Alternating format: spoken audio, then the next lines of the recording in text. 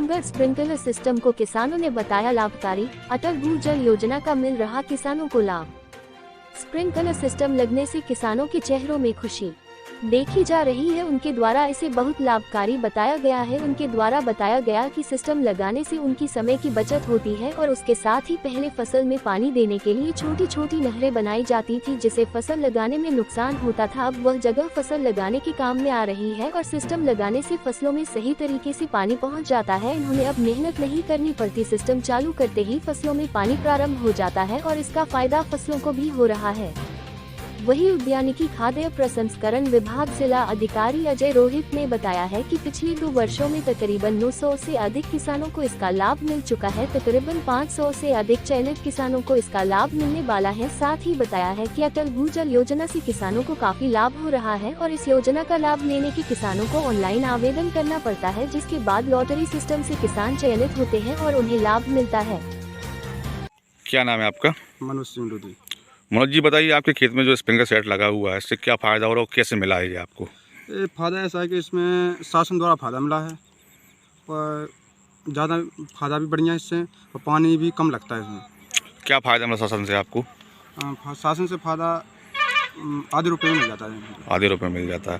तो इससे क्या फ़ायदा हो रहा है आप लोगों को? इससे फ़ायदा ये कि पानी की कम बचत होती है इसमें। पानी बड़ी बचत हो जाता है और पूरे में कम भी पानी होता है तो पूरी सिंचाई हो जाती है इससे आपकी मेहनत भी कम हो रही होगी?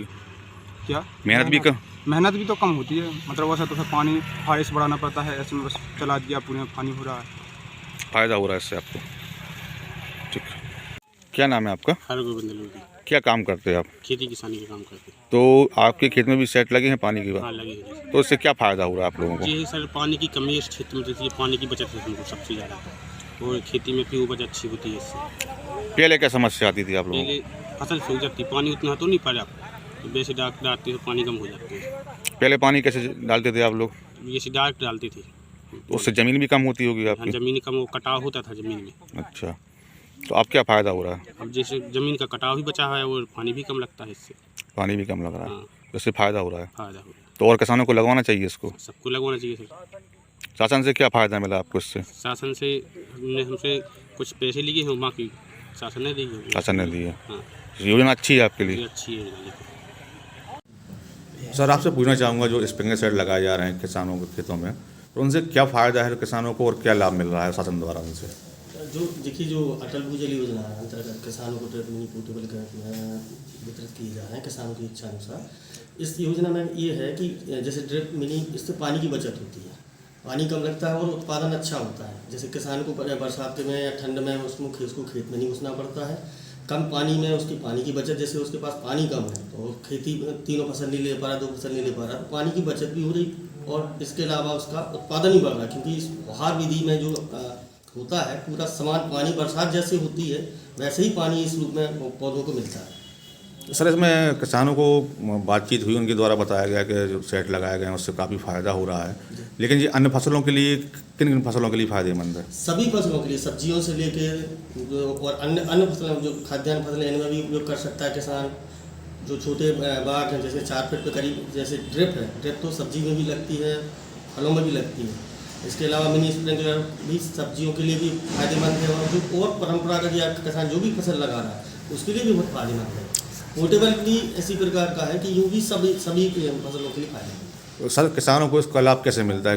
क्या करना पड़ता है किसानों को? सबसे पहले किसान को एक विभागीय जो पोर्टल है MPFSTS, Madhya Pradesh farmer subsidy tracking system, इस पर उसको जाके अपना पंजीयन कराना रहता है। इस पंजीयन के लिए उसको अपने ज़मीन के दस्तावेज, खसरा विवरण, आधार कार्ड, अपना बैंक पासबुक, एक अपनी पासपोर्ट साइज की फ़ोटो और एक मोबाइल नंबर ले जाके वो किसी भी कंप्यूटर सेंटर पर जाके अपना रजिस्ट्रेशन करा सकता है। रजिस्ट्रेशन होने के उपरांत वो जैसे ही विभागीय जैसे रजिस्ट्रेशन होता है तो संचालनालय स्तर से जितने भी किसानों ने रजिस्ट्रेशन कराए हुए हैं तो उनको मैसेज आता है कि इस दिन लॉटरी होगी, आप योजना जुड़ें। सबसे पहले एक सादा पंजीयन हो जाता, फिर जैसे जिस योजना का किसान को लाभ लेना है विभाग की, उस योजना में किसान आवेदन करेगा।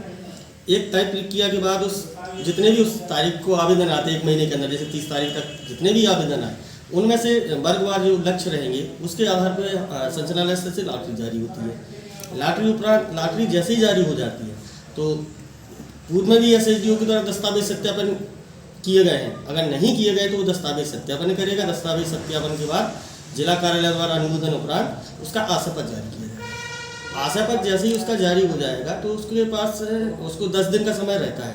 10 दिन के अंदर जिस कंपनी का उसने चयन किया किसान ने, उसका जो कृषक अंश है, कृषक अंश वो कंपनी के खाते में जमा करेगा और पोर्टल पर अपना कार्य शुरू करेगा। जैसे ही कंपनी कार्य पूर्ण कर देती है, जैसे कंपनी ने सिस्टम लगा दिया या पाइप दे दिए, वो कंपनी जानकारी दर्ज करती है कि कार्य पूर्ण कर लिया, तो उसका बिल और आरटीजीएस की फाइल हमारे पास जैसे ही आती है, मतलब तो हम ये फील्ड स्टाफ के पास जाती है, प्रकाश करना प्रभारियों के पास, तो वो उनका वो भौतिक सत्यापन करते हैं।